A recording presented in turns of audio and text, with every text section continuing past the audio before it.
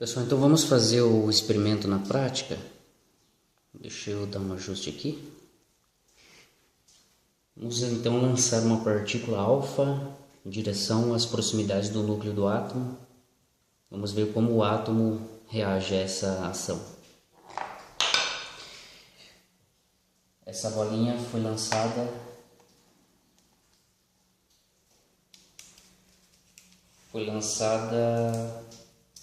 deixa eu ajustar aqui, nessa região mais ou menos. Mexer um pouco mais. Vamos observar aqui. Observe agora. Opa, agora nós tivemos uma pequena deflexão. Vamos defletir mais. De novo. Não deu muita diferença, mas está lá. Mais uma vez, agora cada vez mais próximo do núcleo do átomo. Nós tivemos algo mais ou menos como isso aqui. Um pouco mais. Não deu para definir. Isso aconteceu mais ou menos aqui. Agora vamos tentar ajustar para que ela alcance a posição que seria conhecida como o núcleo do átomo em si, onde a repulsão seria com um vetor maior, um vetor de força de repulsão maior. Não. Opa!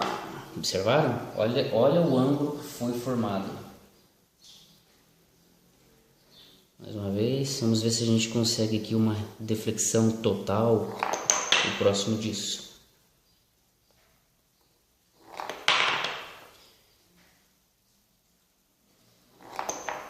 Legal, ótimo.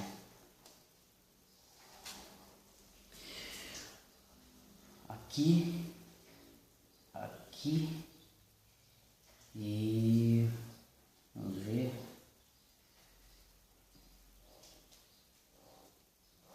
Desculpe pelo desenho sem muito acabamento. Ok, vamos fazer o seguinte agora. Vou ajustar a câmera aqui. Observe o padrão que foi formado.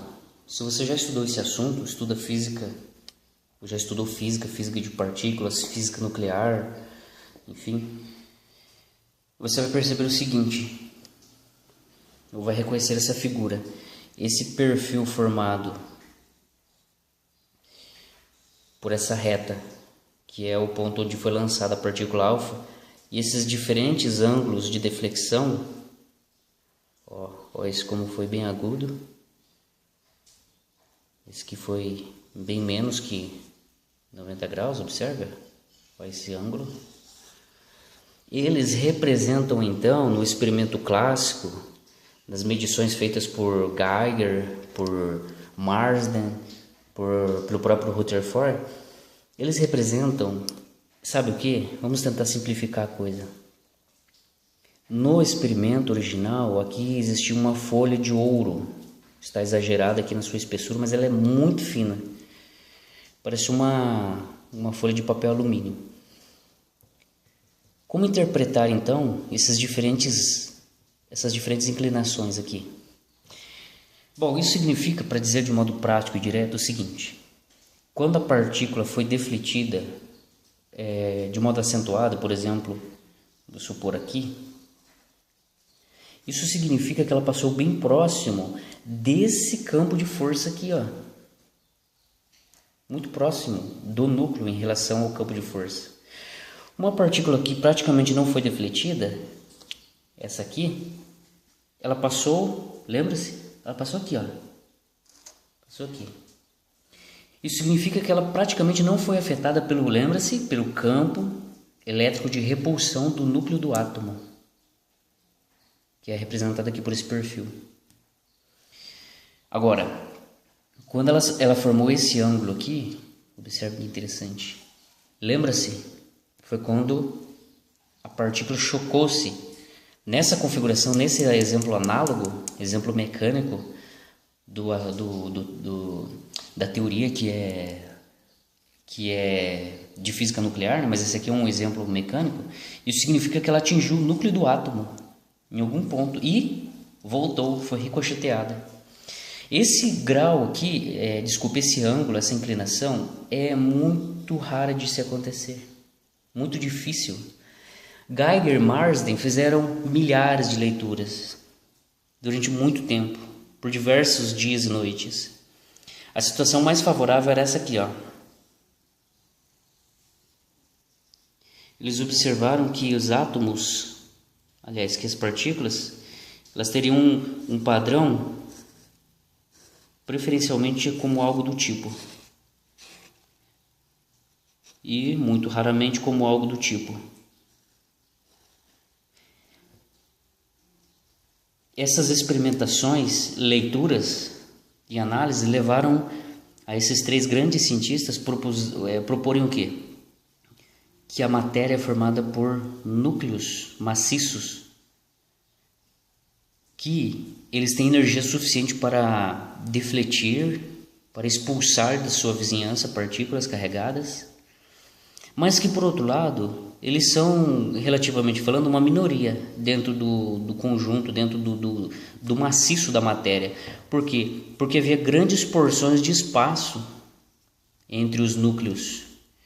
Depois é o que ficou conhecido como teoria do núcleo atômico ou teoria atômica de Rutherford. Se fôssemos observar a coisa por cima, os diferentes núcleos atômicos com seus diferentes campos de força, Geiger e Marsden enfrentaram algo do tipo, observe. Ó, passou direto. Aqui teria alguma deflexão, observe. Passou direto. Eu não vou desenhar aqui, mas existiam inúmeras partículas, né? Mas a verdade é que existia, na verdade, mais espaços vazios. E isso aqui, observa, ó, raramente ocorria. Quando isso ocorria, era tão raro e significativo que isso foi estudado de modo pormenorizado, né? De modo detalhado. Por isso puderam propor, então, que algo dentro do átomo era maciço e forte, pesado, grande, suficiente para defletir a partícula.